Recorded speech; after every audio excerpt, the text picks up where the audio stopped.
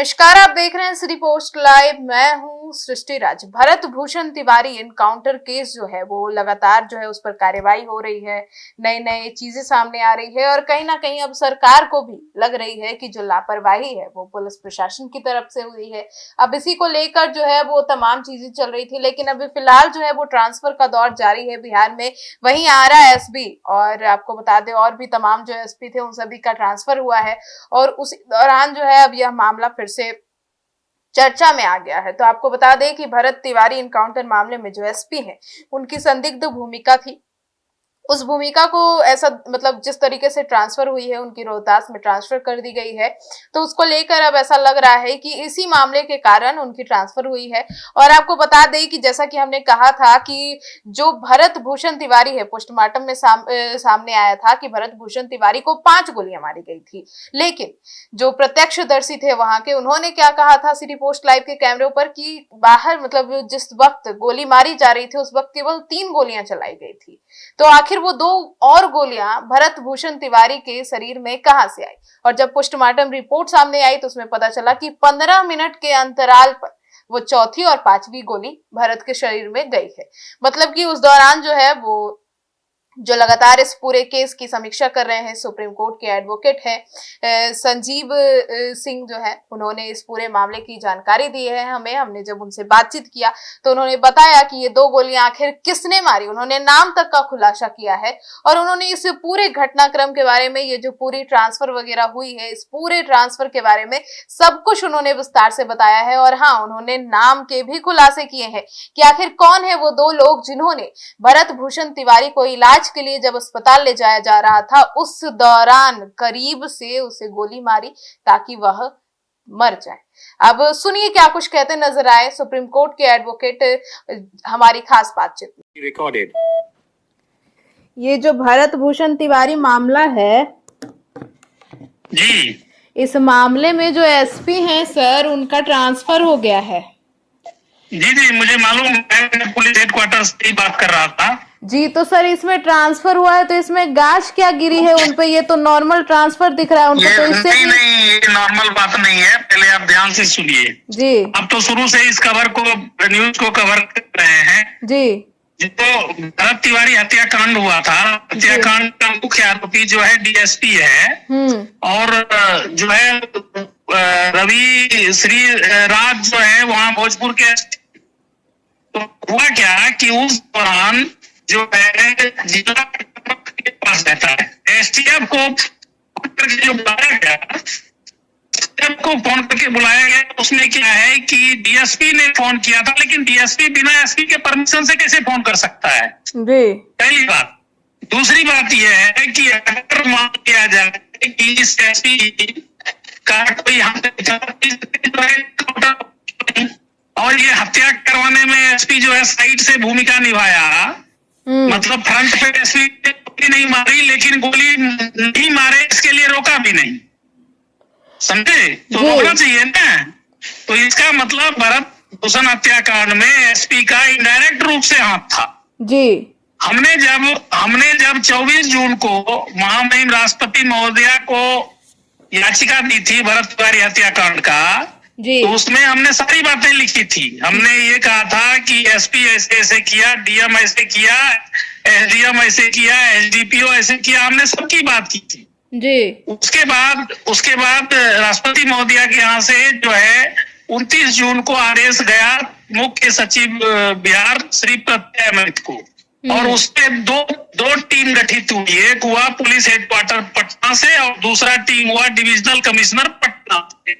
Divisional commissioner जो था वो डीएम और एसडीएम की भूमिका जांच कर रहे थे और पुलिस हेडक्वार्टर से जो है एसपी, डीएसपी, एसएचओ और एसटीएफ के पुलिस जवान की भूमिका कर रहे थे जी। तो 2 तरफ से जो रिपोर्ट आया और न्यायिक आयोग का भी जो रिपोर्ट आया, न्यायिक आयोग में भी सारे लोग ने जो गवाही दी, अपनी गवाही में ये कहा है कि एसपी ने कुछ नहीं किया, एसपी ने बचाव नहीं किया और जो है एसपी की भूमिका जो थी वो बिल्कुल ही संदिग्ध थी।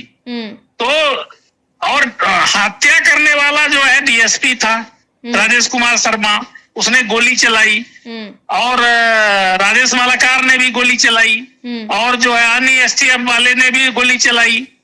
लेकिन जिले का कप्तान कौन था? जिले का कप्तान तो एसपी श्रीराज था ना जी। उसको तो रोकना चाहिए था ना। तो प्रशासन शासन व्यवस्था में कमी और पुलिस का इन दिनों जो रवैया है वो बिल्कुल खराब है। पुलिस की तरह काम कर रही है, गुंडे बदमाश की तरह पुलिस काम कर रही है। और जो है इसी का जो है जांच की रिपोर्ट के आधार पर ही जो है पहले डीएम पे कल कार्रवाई की गई, उनका ट्रांसफर किया गया और अब एसपी की कार्रवाई के ऊपर कार्रवाई हुई, इसका ट्रांसफर हुआ। सर लेकिन आगे भी देखिए जी सर, आगे भी इन लोगों पे कार्रवाई होगी। जी सर, लेकिन सवाल ये उठ रहा है ना कि जैसे एसपी भी अगर इसमें संलिप्त थे तो उनपे कार्रवाई की हुई, उन्हें तो और अच्छा जिला मिल गया, रोहतास में नहीं, जिला कुछ नहीं होता है। देखिए जिला वगैरह कुछ नहीं होता है, ट्रांसफर करना जो होता है ना जी, ट्रांसफर करने के कई कारण होते हैं। लेकिन इसमें जो कारण हुआ है टोटल जो है 38 जिला है ना, 38 जिला है और पुलिस जिला मिला के चलिए तो 40 जिला है। समझ गए? वैसे डिस्ट्रिक्ट 38 है बिहार में और पुलिस जिला जो है वो 40 है जी। तो इसमें जो है तो किसी और का ट्रांसफर हो जाता, इसका क्यों हुआ? दो जगह, एक तो उधर जो है आपका सिवान भी संदिग्ध एरिया था जी, समझ गए, वहां भी घटना हुई थी और यहाँ भी घटना हुई थी। तो देखिए एसपी की लापरवाही है, घटना नहीं रोक पाए, इसलिए इसका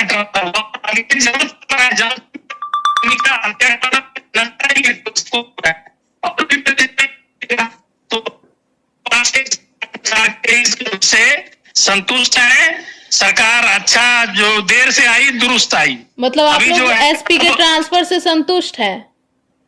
बिल्कुल, इसके ऊपर कार्रवाई आगे होगी। अभी तो ट्रांसफर हो गया ना जी, अभी ट्रांसफर हो गया, आगे और कार्रवाई होगी, जांच चल रहा है और जांच में इसके खिलाफ सबूत आएगा तो। और एसडीपीओ और एसडीएम पर क्या कार्रवाई हो रही है? एसडीपीओ एसडीएम को तो अरेस्ट करना है, वो तो पहले हाजिर है, उसको अरेस्ट करना है जी। तो अरेस्ट करने की बात चल रही है उसकी। सर तो ऐसे में जो खबरें आई थी पोस्टमार्टम रिपोर्ट में भी सामने आया था कि भरत भूषण तिवारी को 5 गोलियां लगी, लेकिन जो प्रत्यक्षदर्शी थे वो कह रहे थे कि बाहर में उन्हें केवल 3 गोलियां लगी। तो वो जो 2 गोलियां लगी है उसके बारे में भी खबरें आ रही थी कि वो 2 नाम भी आपको पता है कि किसने गोली मारी है। मैं इस केस के पीछे बड़ा गहनता से पड़ा हुआ हूँ जी, समझे ना जी। मैंने ही इस केस की शुरुआत जो है राष्ट्रपति भवन से करी और मैं ही इस केस का और इन सभी जो दंडित जो लोग हैं, जो क्रिमिनल है पुलिस वाले, इनको दंडित भी मैं ही करवाऊंगा न्यायालय से। अच्छा। और ये मैंने प्रण ठाना है, समझ गए? अभी मैंने पूरा पता कर लिया है और मेरे पास पूरा साक्ष्य है। पता ये किया है कि जो एसटीएफ का जवान अक्षय कुमार पकड़ा गया है, उसने अपने डिस्कवरी स्टेटमेंट में ये बताया है कि पहली गोली उसने मारी थी अक्षय कुमार ने जी, दूसरी गोली एसडीपीओ राजेश शर्मा ने मारी थी, वो बाहर में मारी थी, और तीसरी गोली जो है वो मारा था एक दूसरा एसटीएफ का जवान था, उसने भी बाहर में मारी थी।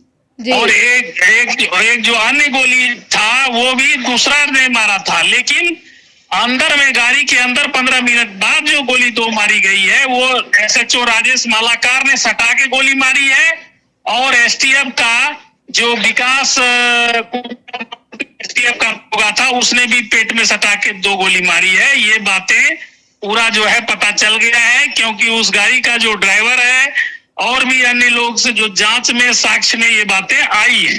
सर तो गोली केवल 5 लगी, मतलब 3 गोलियां जो लगी है बाहर में जो एनकाउंटर हुआ उस दौरान एसटीएफ का जवान अक्षय कुमार, एक और अन्य एसटीएफ का जवान और एक एसडीपीओ ने बाहर में जो एनकाउंटर हुई है उसमें गोली चलाई और 2 गोली एनकाउंटर नहीं हुई, गोली मारी है। मतलब कि उसको पहले गड्ढा में गिरा दिया, निहत्था आदमी को गिरा दिया, उसके बाद गोली मारी जी। तो ये तमाम जो गोलियां मारी गई ये एम्बुलेंस के बाहर मारी गई और 2 गोलियां जो आप लोग बता रहे हैं कि 2 गोलियां उन्हें हॉस्पिटल ले जाने के रास्ते में मारी गई 15 मिनट के बाद, वो एक गोली आपके अनुसार राजेश मालाकार ने मारी है जी, और दूसरी गोली जो है विकास कुमार एसटीएफ का दरोगा था उसने मारी है जी। ये दोनों की पुष्टि हो चुकी है जी जी। तो मतलब अब इन पे क्या क्या कार्यवाही आगे हो रही है सर? अब तक तो ये एसडीपीओ भी गिरफ्तार नहीं हुए हैं और विकास कुमार क्या गिरफ्तार हो गए हैं? देखिए, मैं वही बता रहा हूँ, इस सभी की गिरफ्तारी में अहम भूमिका जो है, ये जो डीआईजी अभी का आईओ है जी, ये घुसखोर है, भ्रष्ट है।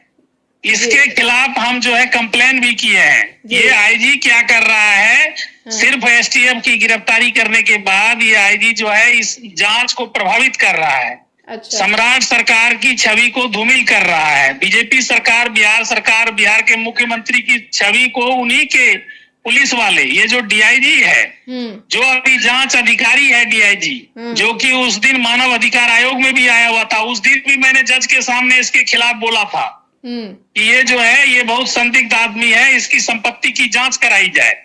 इसने करोड़ों रुपए का जो है गबन घोटाला किया है, पैसा लिया है, घुसखोरी किया है।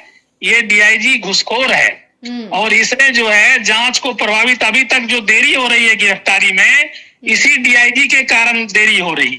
अच्छा। इसलिए हमारी जो मांग है, हमने जो आवेदन दिया है मुख्यमंत्री महोदय को, हमने मांग किया है डीजीपी साहब से, हमने मांग किया है जो गवर्नर साहब हैं उनसे मांग किया है कि तत्काल प्रभाव से जो जांच अधिकारी डीआईजी है इसको हटाया जाए और उसके जगह पे एडीजीपी रैंक का कोई तेज तर्रार और अच्छा ऑफिसर, क्लीन, जो ईमानदार छवि के हो, उसको रखा जाए।